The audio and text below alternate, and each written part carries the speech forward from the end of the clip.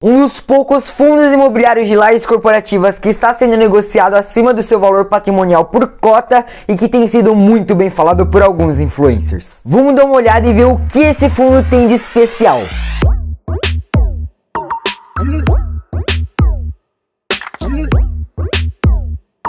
No começo do vídeo eu disse que esse é um fundo de lajes corporativas, mas na verdade o regulamento diz que ele é um fundo híbrido, gerido pela Core Real Estate. Ele tem uma taxa de administração e gestão de 1,2% ao ano e uma taxa de performance de 20% sobre o que excedeu o benchmark, que é IPCA mais o yield do IMAB 5. No último mês ele pagou R$ 1,06, o que equivale a 0,98% de dividend yield. Sua cota no mercado está girando em torno de R$ 108, enquanto seu valor patrimonial por cota é de R$ 96,52, resultando no PVP de 1,08. O fundo tem 170 milhões de reais em imóveis, sendo que o patrimônio líquido do fundo é de 88,5 milhões.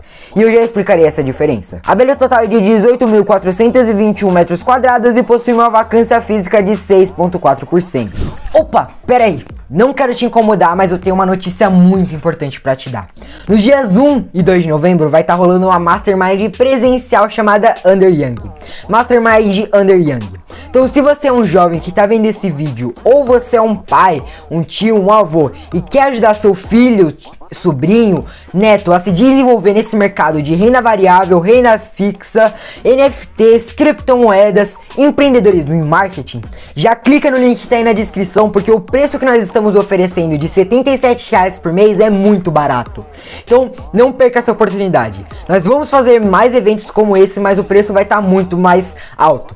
Então, como esse é o nosso primeiro evento, o preço está muito baixo mesmo. Então não perca a oportunidade de ser um dos primeiros a se inscrever e aproveitar tudo de bom que ser jovem tem. Fechou? Eu vou ficando por aqui, fiquem com o vídeo. Agora explicando um pouco desses números, a gente nota que o mercado gosta desse fundo. E por isso ele é um dos únicos fundos de lajes corporativas que está sendo negociado com pequeno ágio. Enquanto a gente vê outros FIIs desse mesmo segmento sendo negociados por PVPs abaixo de 0,80, a gente vê o Corme 11 sendo negociado por um PVP de 1,08. Claro que a gente não pode considerar apenas o PVP nos fundos de tijolo, mas ele serve para a gente ter uma base. Outra coisa que me chamou a atenção é que o fundo tem 170 milhões de reais em imóveis, enquanto ele possui apenas 88,5 milhões de patrimônio líquido. E isso acontece porque o fundo tem uma alavancagem de 80 milhões de reais. A gente vê aqui nesse quadrinho as informações gerais dessa dívida e podemos ver que é uma dívida muito controlada, que apesar de ser um valor bem alto, as taxas são bem tranquilas de serem pagas. CDI mais 2,75%. É ridículo. Ou seja, com o próprio aluguel que o fundo está recebendo dos seus imóveis, ele já consegue pagar essa dívida e ainda sobra um extra para ser pago para os seus cotistas. E por isso que eu sempre falo que uma dívida nem sempre é ruim. Uma dívida mal feita é ruim. O fundo possui 4 edifícios distribuídos entre São Paulo, Rio de Janeiro e Rio Grande do Sul, sendo 42% do Rio de Janeiro, 34% em São Paulo e 24% em Porto Alegre. E como nós vimos lá no começo, 94% dos imóveis estão ocupados, enquanto 6% estão inocupados, estão com uma vacância. E essa vacância é justamente no imóvel do Rio de Janeiro.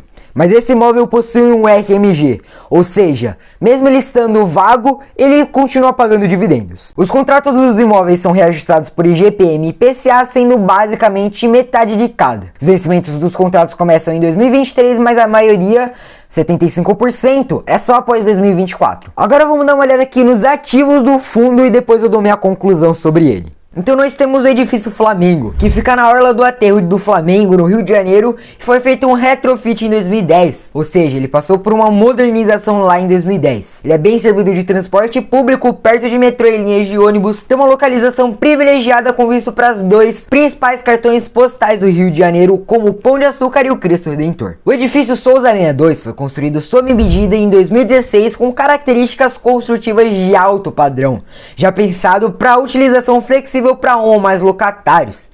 Também é de fácil acesso à linha Esmeralda na CPTM e com bastante oferta de serviços no entorno. A unidade 1 do edifício Souza Aranha foi construído nos anos 80, com técnicas de engenharia visionários para a época. Tem um baixo custo de manutenção, teto retrátil que facilita a circulação de ar natural e infraestrutura atualizada. O edifício Porto Alegre também foi construído sob encomenda para o setor de telecomunicações. É utilizado como centro de monitoramento e distribuição de infraestrutura estrutura na região de Porto Alegre, localizado na região central da cidade. A estratégia do fundo é investir em edifícios com alto padrão construtivo, porém que não se encaixam no padrão tipo A, e que mesmo assim sejam bem localizados e com excelentes inquilinos. Só para vocês entenderem, as empresas de consultoria que fazem essa classificação, se for tipo AAA, A, B ou C, tem um checklist para seguir. E só como exemplo, AAA, para ser classificado como AAA, precisa ter um L ponto. E assim eles vão preenchendo esse checklist. E no final de tudo eles classificam como A, B ou C. E muitas vezes o prédio tem o mesmo padrão construtivo de um tipo A, só que por alguma coisinha que falta a ele, ele é classificado como B. Por exemplo, existe um número mínimo da BL, ou seja, vamos supor que seja 20 mil metros quadrados no mínimo. Se ele tiver 19.900 metros quadrados, ele não é classificado como A. Esse foi só um exemplo, eu não tenho certeza dessa metragem exata.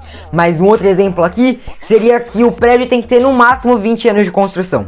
Se ele tiver 21 anos, ele já é classificado como B. E a estratégia do Corme 11 é justamente investir nesses imóveis que são de alto padrão, porém que não se classificam, não se encaixam no padrão tipo A. E por isso eles conseguem comprar esse tipo de edifício por um preço muito mais barato. Hoje o fundo tem foco nos imóveis de lajes corporativas, porque segundo o gestor ele tá vendo muitas oportunidades nesse mercado.